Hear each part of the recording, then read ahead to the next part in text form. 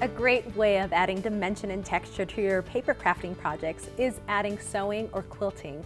And we have May Flom here today to show us just some of these fun techniques. And May, I'm thoroughly impressed with the cards you have here and just the creativity, how you use ScanNCut with different sewing features. Can you explain a little bit about these? Well, thanks, Liz. And yes, you know, I really love how the ScanNCut has such great patterns for quilting and fabric work, and I'm loving using that, but I wanted to see if I could use some of those patterns and ideas for my paper crafting and my card making. So I started with, this is a scrap of paper left over from a scrap of fabric left over from a sewing project I did at Christmas.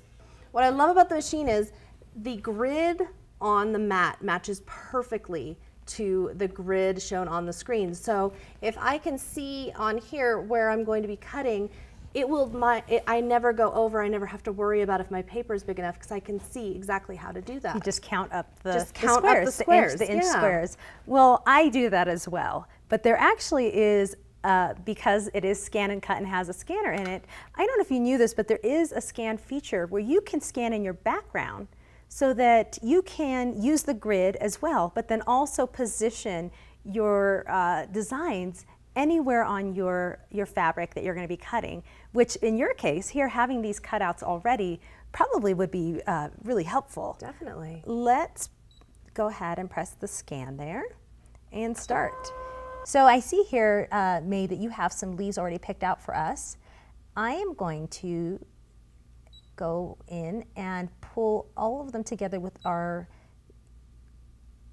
gathering here. This unites all of them together. And then there actually is an option down here to unify, which means that all of the shapes will now become one, and I can move them anywhere I want to on my pattern here. So here, where they were initially kind of down with the cutouts, now I can pull them up. Let's just nudge them a little bit higher. And now I know for sure that they're going to cut out of the fabric. That's great. Okay, and let's cut. Now my next step is to get out my brother's sewing machine, which I always use for this stuff. And I do remember that. You love your sewing machine. I love my sewing machine. And I get it out and I stitch halfway. For this one, because it has kind of an angle to a couple of different angles to it, I stitched about 3/4 of the way, but you're gonna wanna have some kind of opening left.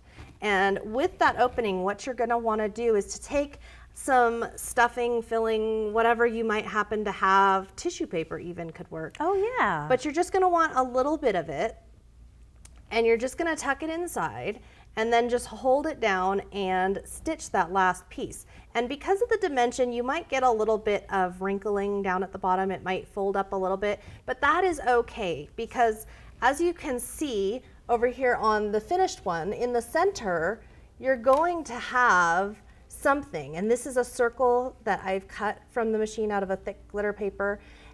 There's going to be something in the center, so you're not going to see the very end. And it actually is natural for flowers to kind of gather in the center as well. Absolutely. So I really like that. And what I really am loving with this is that I can take my fabric, and then on this one I cut out some holly leaves and a flourish out of a thick glitter paper so that I could have a whole bunch of different textures and feelings going on that one Christmas card.